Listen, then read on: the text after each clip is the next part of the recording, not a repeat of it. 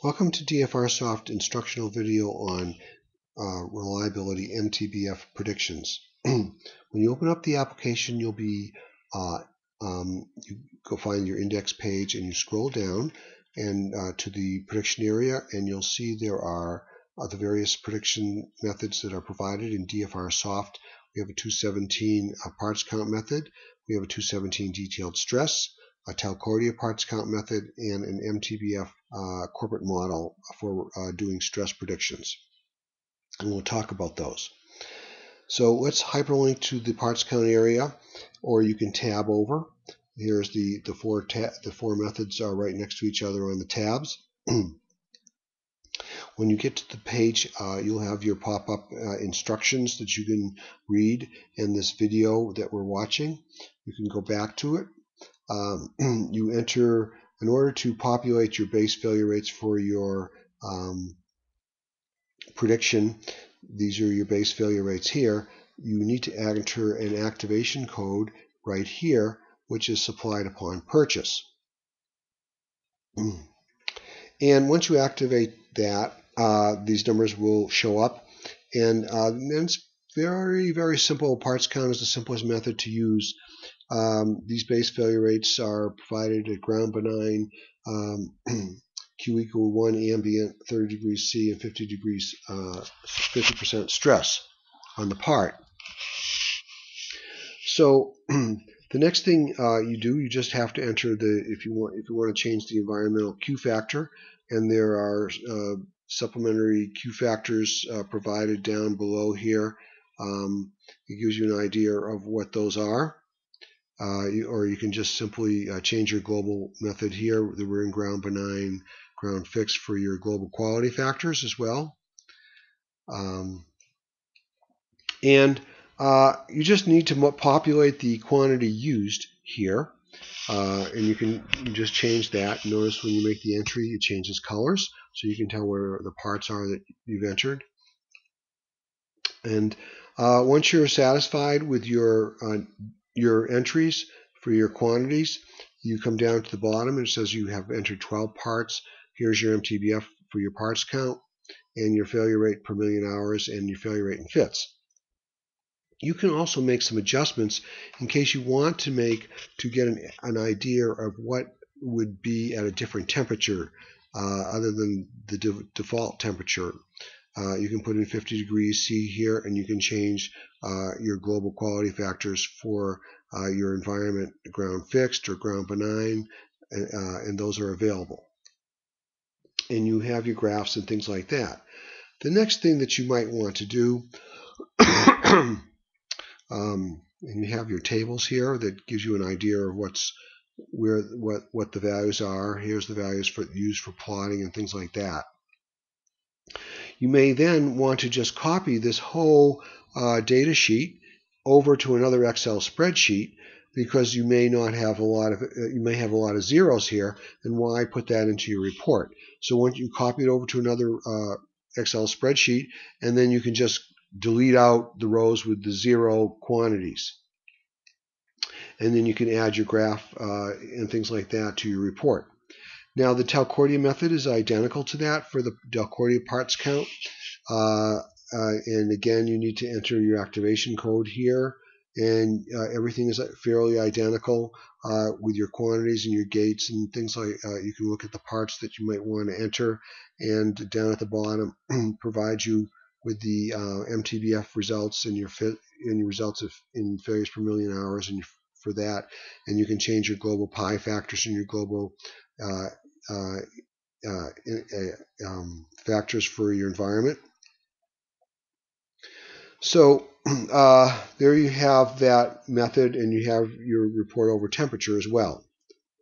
The next thing we'll talk about is the detailed stress method, which is you just tab next to the parts count, and there it is, the 217 stress, and we call it 217 stress plus M. What is the M? Well, the M is an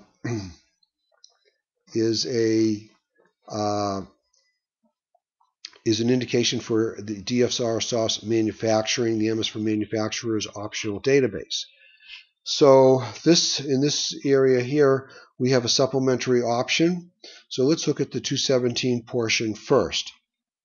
On the 217 portion, you simply, the first thing you're going to want to do, and don't forget there's the pop-up instructions as well in this video, you want to enter your assembly operating temperature that you're making a prediction for. Say we want to do 35 degrees C. We enter that. And then you'll also should be mindful that when you're entering your junction temperature, it's junction rise. So the pop-up tells you that.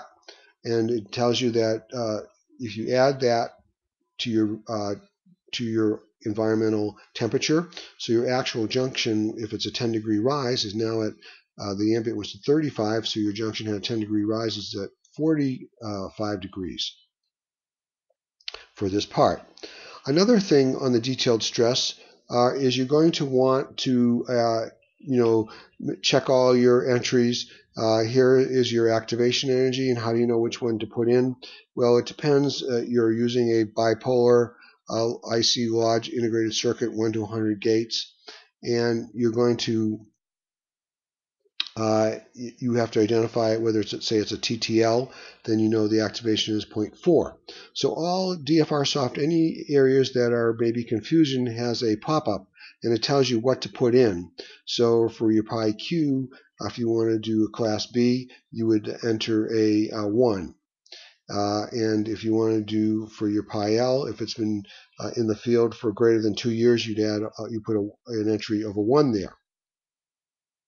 And another thing, note that if you want to see, you can always edit the comment, and you can make your own entries in terms of notes. Like say a similar